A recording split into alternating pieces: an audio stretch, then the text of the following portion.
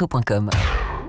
Sud Radio, Dany Moreau, Pirate l'Info. Et l'info Sud Radio du jour, c'est le président Macron qui poursuit son périple mémoriel dans l'Est de la France.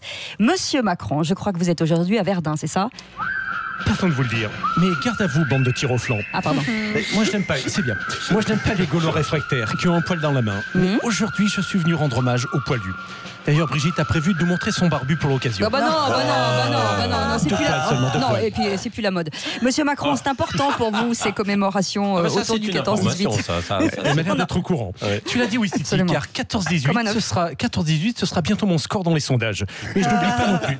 Vous savez, je n'oublie pas non plus les vétérans de la Grande Guerre, comme Monsieur Chirac. Monsieur Chirac, dites donc, vous avez fait la Grande Guerre ? Ouais, bonjour, Arlette Chabot. Non, ça c'est Cécile Dominique. Pas mes lunettes. Ouais. Bah oui, à l'époque du RPR, c'était la guerre des tranchées entre la gauche et la droite. Ouais. Qu'est-ce qu'on s'est envoyé dans la tronche, pas vrai, Jospin? Tu l'as dit, mon Jaco. Moi-même, je suis tombé au champ d'honneur en 2002 face à la vermine Jean-Marie qui refoulait le gaz moutarde avec son casque à pointe. Et vous alors, colonel Macron, quel est votre plan d'attaque aujourd'hui ? Écoutez, je vais continuer ma grande vadrouille sur le chemin des dames, main dans la main avec le président malien pour rendre hommage aux soldats africains de l'armée noire. Ah, bah tiens, justement, nous, on a un appel au standard. C'est vous, monsieur Balladur ? Non, c'est Omar Sy. Ah. Bah alors, Manu, tu viens plus aux soirées? Hier, on a fait une soirée de tirailleurs sénégalais. Tu aurais dû venir, il y avait des gros obus. Oh oui Dites donc, ça va vraiment l'air intéressant. Hein. Monsieur Macron, vous repartez pas déjà quand même ? Mais oui, c'est exact, patatrac. Mais avec mon Panzer blindé, j'ai de la route jusqu'à Charleville-Mézières. Oui. D'ailleurs, vu le prix d'essence, je dois encore siphonner 2-3 réservoirs pour faire le plein. Allez, bande de bleubites, on se retrouve demain. Repos, vous pouvez fumer. Ne faites pas ça chez vous, c'est fait par des professionnels. Alors qu'on apprend que Marine Le Pen et Matteo Salvini communiquent par Smiley, voici un nouvel épisode de... scène de ménage avec Marine Le Pen et Louis Alliot. Dis donc, Bibiche, qui c'est qui t'envoie tous ces SMS depuis 3 jours là? Ton portable sonne plus qu'un portique de sécurité au passage d'un narcotrafiquant. Ah, c'est rien, mon Louis. C'est Matteo qui m'envoie des émoticônes. Vu qu'il capte rien au français, moi que dalle à l'italiano, et qu'on refuse tous les deux d'apprendre une autre langue que la nôtre. On communique tels 2 chimpanzés qui auraient trouvé l'iPhone d'un touriste dans la cage à Thoiry. Pour ce gredin de Salvini, même par SMS, il arrivera à me faire cocu. Mais non, regarde, il est vraiment trop lol, Matteo. Il m'envoie un émoticône cochon plus avion, plus croissant de lune, plus bouteille de champagne, plus smiley cœur. J'ai rien compris. Dis Louis, comment dit-on tout va bien en italien? On dit tutto benito. Gracias, mon Louis. Je vais lui répondre, je kiffe ta politique migratoire en langage émoticône, ça donne petit bonhomme de couleur, plus émoticône coup de pied au cul, plus coucher de soleil, plus main qui fait au revoir, plus smiley clin d'œil complice, signé trace de rouge à lèvres, Tamarine.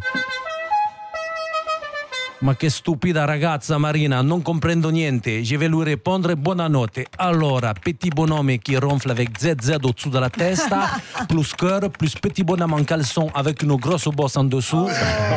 Signé ton Matteo, plus émoticône bras levés. Alors, Bibiche, qu'est-ce qu'il t'a répondu? Rien, mon Louis. Il dit qu'il est fatigué et qu'il va se coucher. Tu sais comment ça se dit en italien? Passe une douce nuit, Matteo? Bien sûr, réponds-lui, va faire un culo, Matteo. C'est ça. Je ne traduirai pas, bien entendu. Suite à la diffusion de la dernière vidéo de l'association L214 de la lutte contre la maltraitance animale, l'abattoir bio de l'Indre a temporairement suspendu son activité. Une vidéo qui vous a scandalisé, Jean Lassalle. Oh mon Dieu, c'est d'une violence inouïe. L'autre soir, ma femme regardait la vidéo dans la cuisine. Ouais, j'imagine. Et d'entendre ces pauvres bêtes hurlant à la mort, chutant, agonisant et rampant au sol, j'ai dit à ma femme, arrête de regarder ces vidéos L214, c'est inhumain. C'est là qu'elle m'a dit, c'est pas le 214, c'est une épreuve de danse avec les stars. Ah oui. Mais concrètement, Jean Lassalle, que faites-vous pour contre la maltraitance animale? Écoute-moi, Heidi, petite fille des montagnes. Heidi, il n'y a pas de couette. Il y a la couleur. Mais moi, les bêtes, je les cajole. Je les prends dans mes bras. Je leur fais des poutous. Et puis, je fais comme tous les politiques à leurs électeurs. Je leur raconte une belle histoire pour les endormir. C'est gentil, ça. Écoute-moi, Biquette. C'est l'histoire d'un petit veau qui, comme toi, venait de fêter ses 4 printemps. Il était beau, jeune, ambitieux, et il avait la tête sur les épaules.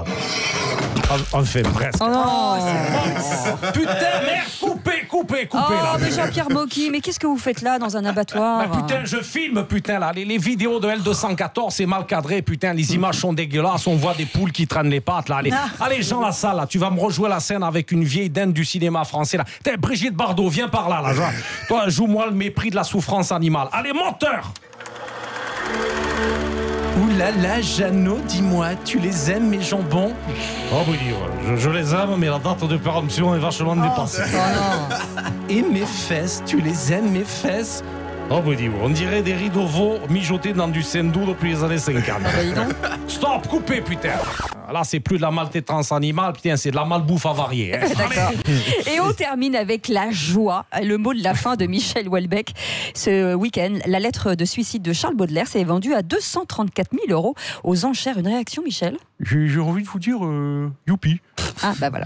Je me suis ouvert les veines de bonheur. Ce texte, c'est mon livre de chevet. Chaque matin, entre mon bol de chocolat pic et mon thermos de sang de corbeau du Père Lachaise, je m'en lis un passage. C'est mon rayon de soleil et ça me donne envie d'aller de l'avant.